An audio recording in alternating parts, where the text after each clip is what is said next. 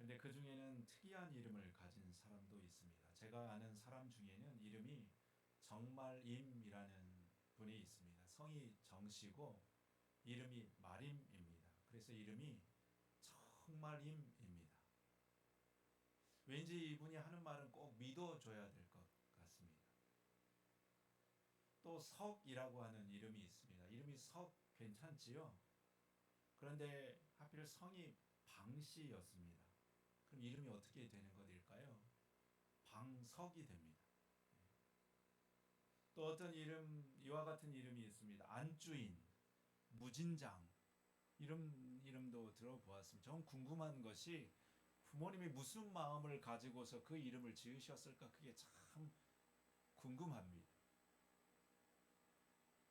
어느 분이 회사에 계장님이 새로 부임해 오셨답니다. 근데 공교롭게도 그분 성이 육씨였습니다. 그러니 그 계장님을 어떻게 불러야 될까요? 육계장님 이렇게 불러야 되는 것입니다. 그분은 아직까지도 용기가 나지 않아서 한 번도 계장님을 그렇게 불러보지 못했답니다. 특이한 이름 때문에 겪는 에피소드도 있지만 반대로 이름이 너무 흔해서 겪는 슬픈 사연도 있습니다. 초등학교 때 반 아이의 이름 가운데 김수진이라는 이름이 있었습니다. 근데 수진이라는 이름이 얼마나 흔한지요. 당시만 해도 입학대에 큰 전지를 붙여가지고 반 아이 이름을 쭉 반 아래다가 적어 놓았는데요. 1반에도 자기 이름이 있고 2반에도 자기 이름이 있고 저 5반에도 자기 이름이 있어서 아무리 봐도 어느 반이 진짜 자기 반지를 몰라서 결국에 3명의 김수진이 함께 모여가지고 교무실로 찾아가서 확인을 했다는 것입니다. 그래서 서로 헷갈리지 않게 선생님들이 불렀던 이름이 있었는데 1반 김수진은 눈이 커서 눈 큰 수진이, 2반은 키가 커서 키 큰 수진이, 5반의 김수진은 점이 있어서 점 있는 수진, 점수진 이렇게 불렀다는 것입니다.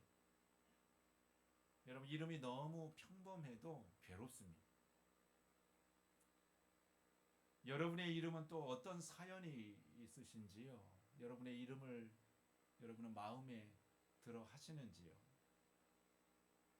우리가 가지고 있는 이름은 저마다 뜻이 있지요. 그래서 각자의 이름이 참 소중합니다. 오늘 말씀에도 이 이름에 관한 이야기가 나옵니다. 사가랴의 집에 한 아이가 태어났는데 그 아이의 이름을 무엇이라 할지 부모가 고심합니다. 그 아이의 이름을 무엇이라고 지었을까요? 우리 57절, 59절의 말씀을 교독해서 한 번 더 읽도록 하겠습니다. 제가 57절의 말씀을 읽습니다. 해산할 날이 이르러 엘리사벳은 아들을 낳았습니다.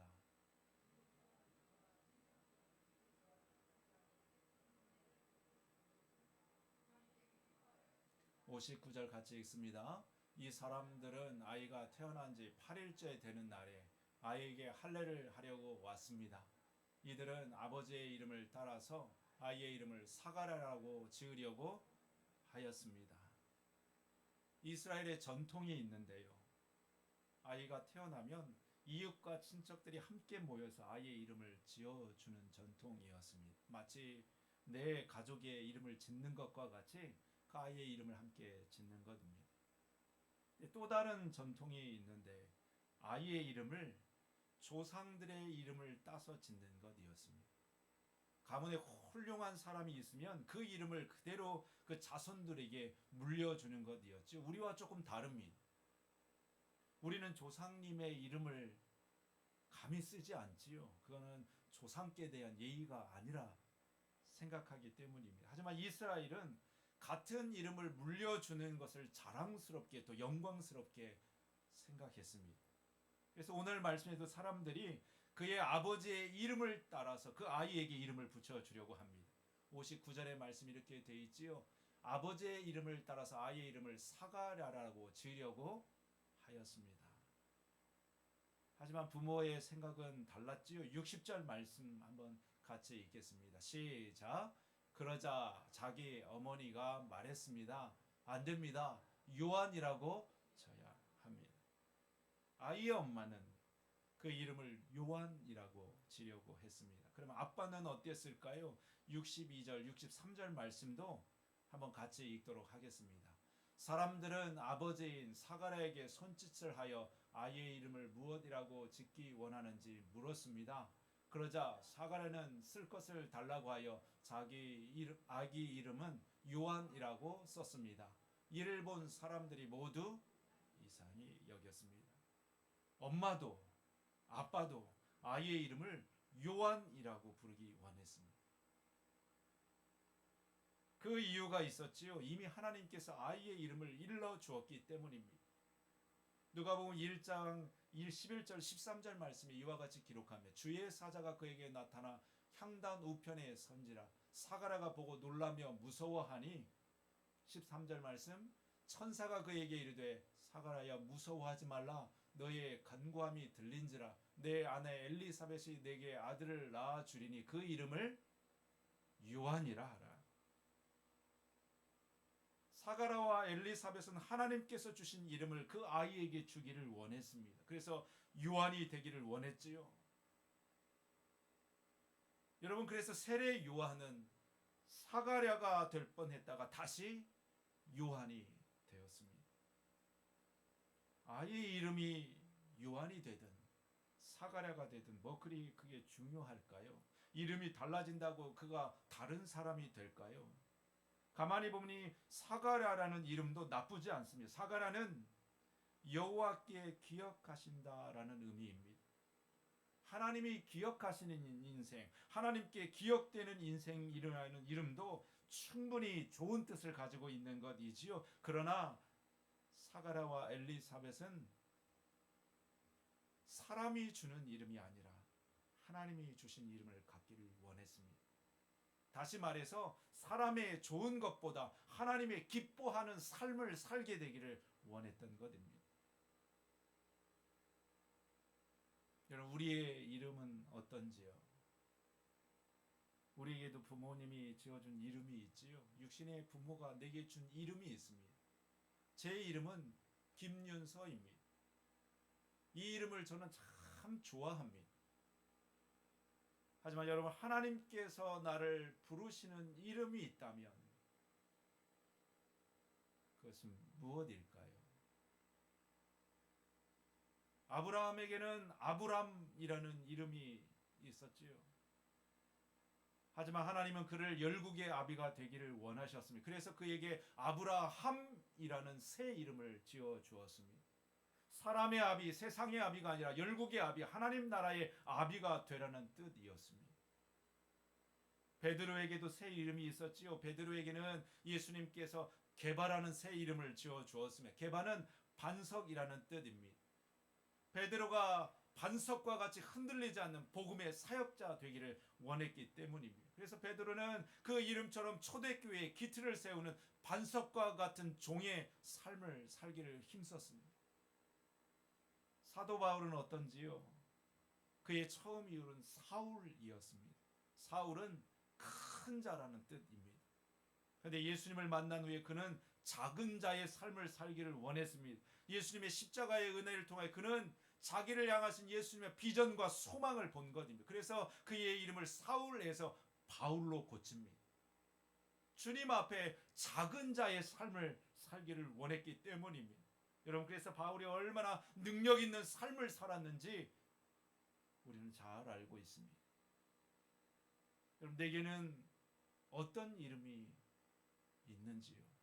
사람이 붙여준 이름 말고 주변에서 나를 부르는 그 이름 말고 하나님께서 나를 부르시는 그 이름이 무엇인지요? 하나님께서 내게 붙여주신 그 이름이 무엇이 있는지요?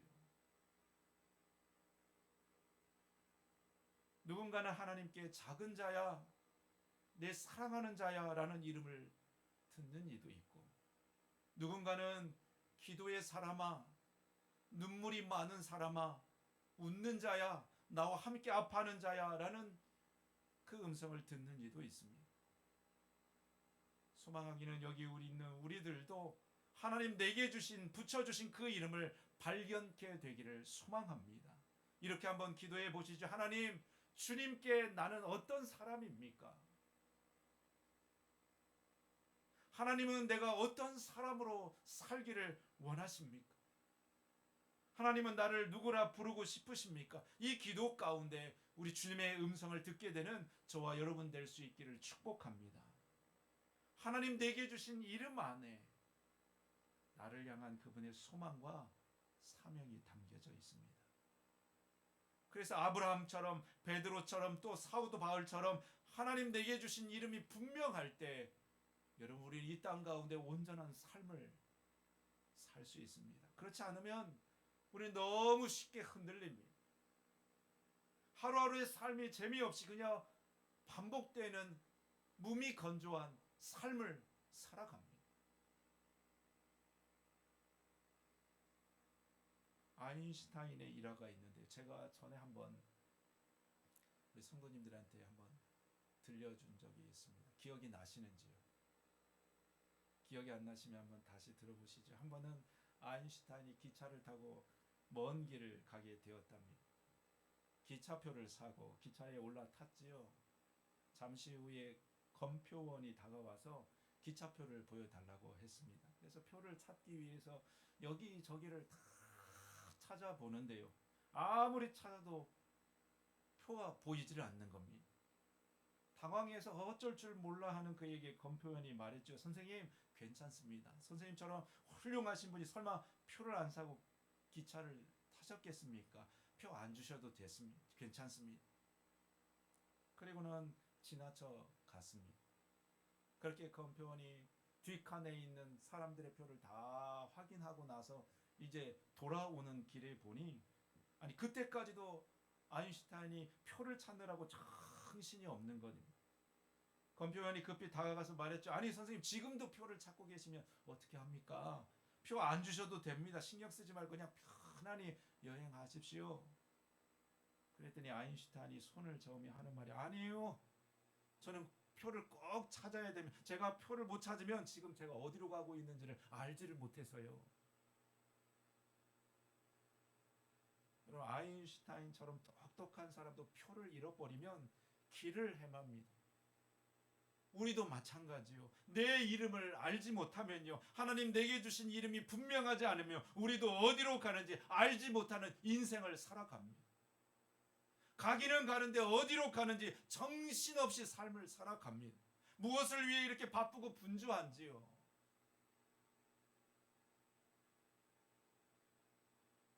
그래서 여러분 내 이름이 필요합니다. 하나님 내게 주신 내 이름이 분명해야 합니다. 하나님은 그와 같은 이들을 통하여서 일하시지요. 하지만 여러분 주님의 이름이 꼭 우리에게 세상의 성공과 평안만을 의미하는 것은 아닙니다. 세례 요한이 그랬지요. 세례 요한은 그의 이름대로 예수님의 길을 예비하는 삶을 살았지만 그의 길이 삶이 순탄하지만은 않았습니다. 우리가 아는 대로 그는 광야의 삶을 살았습니다. 회개하라 천국이 가까웠느니라 광야에서 외치는 자의 삶을 살았습니다. 주님의 이름이 곧 세상의 부귀와 성광을 말하는 것이 아니라는 말씀입니다. 여러분 실망스럽지요? 하나님 주신 이름을 쫓아서 살면 인생이 잘되고 복받고 꽃길만 걸을 줄 알았는데 오히려 광야의 삶이라니 실망스럽지요. 하지만 하나님의 약속에는 변함이 없습니다. 하나님은 반드시 당신의 자녀에게 복을 주십니다. 우리의 인생 문을 여시고 능력 있게 하시고 복되게 하십니다. 하지만 그것은 우리가 주님의 이름을 쫓아 살 때입니다. 우리가 주님의 주신 이름을 붙들고 하나님의 뜻을 위해 험한 길을 갈 때 하나님은 반드시 우리의 인생을 열어주시고 높여주시고 지경을 넓게 해주십니다. 그것은 세상의 성공과는 좀 다른 것이지요. 세상의 출세와는 다른 것입니다. 그래서 기꺼이 광야와 같은 길을 가게 하십니다. 기꺼이 좁은 길을 주님의 길을 가게 하십니다. 그러면서도 억지로가 아니라 하나님과 기뻐하는 삶에 살게 하십니다. 왜 좁은 길을 가면서도 기뻐하는 삶을 살까요?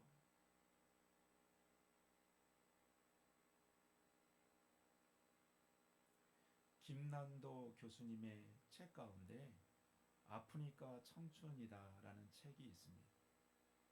거기에 보면 저 경남 거창구라고 하는 학교에서 학생들에게 직업을 선택하기 위해 가르치는 10계명을 소개해 주고 있습니다.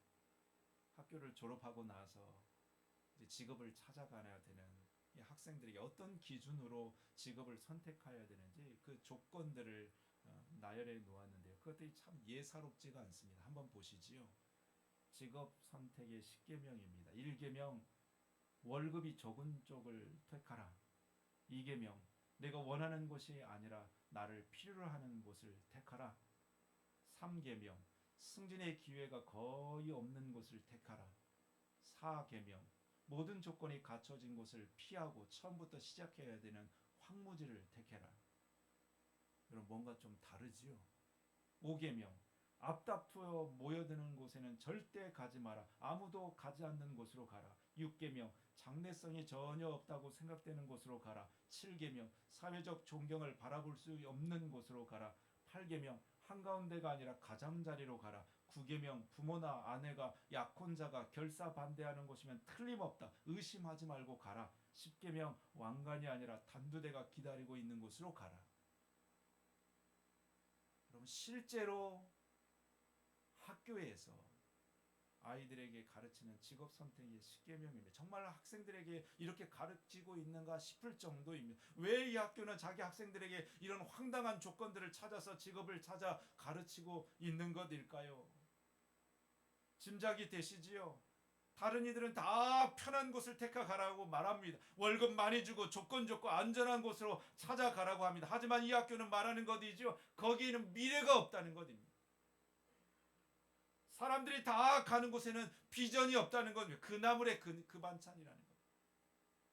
그러니 소명이 있는 사람은, 더 큰 꿈이 있는 사람은, 더 큰 비전을 가진 사람은 오히려 황무지를 택하여 가라는 것입니다. 눈앞에 있는 달콤함이 아니라 더 큰 가치를 위해 지금의 고난과 수고를 감내해내라는 것입니다. 여러분 이것이 사명자이지요. 사명자는 그런 사람이지요. 자신의 소명을 위해 기꺼이 고난의 길을 기뻐함으로 그 길을 걸어가는 그가 바로 소명자입니다. 저와 여러분이 그와 같이 이 땅 가운데 사명자의 삶을 살아갈 수 있기를 소망합니다. 이 땅에서 우리의 삶이 그저 잘 먹고 잘 입고 잘 쓰다가 가는 삶이 아니라 주님의 사명을 쫓아 사는 삶이 될 수 있기를 소망합니다. 그래서 주님은 우리에게 그리스도인이라는 이름을 주시지 않았습니까?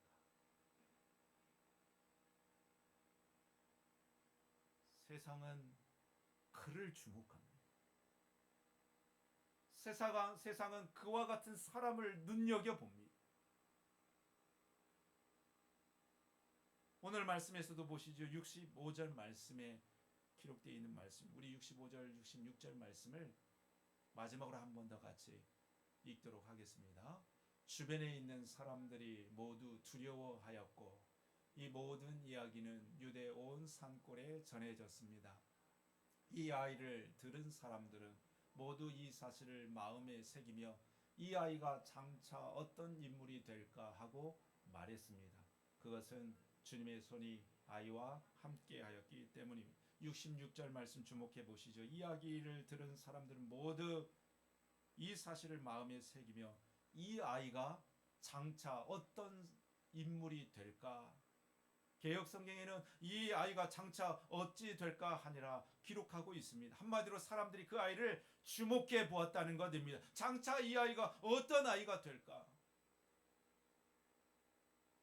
세상은 그렇죠. 세상은 이와 같은 사람을 주목합니다. 세상은 이와 같은 사람을 마음에 둡니다. 그저 많이 가져서 의시되는 사람을 주목하는가? 권력은 가졌지만 힘을 함부로 후들고 자기 이속이 빠르고 무책임한 자를 사람들이 두려워하는가? 그저 두려워해 주는 것뿐이지요. 그 앞에서 그냥 머리 숙여 주는 것뿐이죠. 그러나 뒤돌아서면 다 손가락질로 욕합니다. 하지만 정말 두려워하는 사람은 자기 신념을 가지고 자기의 삶을 사는 사람입니다. 자기의 소명의 이름을 가지고 세상과 구별되어 자신의 길을 걸어가는 사람을 세상은 주목하고 그를 두려워합니다. 세상은 그 모습을 교회 안에서 보고 싶어 하는 것이지요. 사람들은 그 모습을 믿는 자들, 그리스도인들을 통하여서 보고 싶어 하는 것이지요. 비록 우리가 가진 것이 적고 배운 것이 많지 않아도 우리가 그리스도인이라는 이름을, 구별된 이름을 가지고 이 땅 가운데 소명자의 삶을 살아가는 그 모습을 세상은 보고 싶어 하는 것이죠. 그때 세상이 우리를 주목하고 그때 세상이 교회를 두려워합니다. 여러분, 이 거룩한 두려움이 우리에게 있었으면 좋겠습니다. 다른 것을 우리가 세상을 두렵게 할 수 없습니다. 돈으로 세상을 두렵게 할 수 없습니다. 사람 쪽수로 우리가 세상을 이길 수 없습니다. 오직 우리가 하나님의 소명을 붙들 때 세상이 우리를 주목합니다. 사람만 우리를 주목하는 것이 아니라 하나님도 우리를 주목하십니다. 그래서 오늘 마지막 절에 이렇게 기록하고 있는 것이죠. 이 아이가 장차 어찌 될까 하니 이는 주의 손이 그와 함께 하십니다. 여러분, 우리가 주님의 사명을 쫓아 살 때 하나님의 손이 우리와 함께 하는 줄로 믿습니다. 그 능력의 손이 우리를 붙드시고 놀라운 역사를 감당할 새 힘을 허락해 주시는 것입니다. 그 주님의 능력의 손이 저와 여러분께 함께 할 수 있기를 축복합니다. 누구에게 그 능력이 함께 합니까? 주님이 주신 거룩한 이름을 쫓아 이 땅에 구별될 삶을 살아가는 이에게 하나님은 그 은혜를 부어주시는 겁니다. 간절히 바라기는 이 자리 우리 모두가 거룩한 백성의 이름을 쫓아 성실하여서 세상이 감당하지 못할 하늘의 능력으로 이 한 주간을 살아가는 저와 여러분 될 수 있기를 우리 주님의 이름으로 축복합니다. 우리 기도하겠습니다.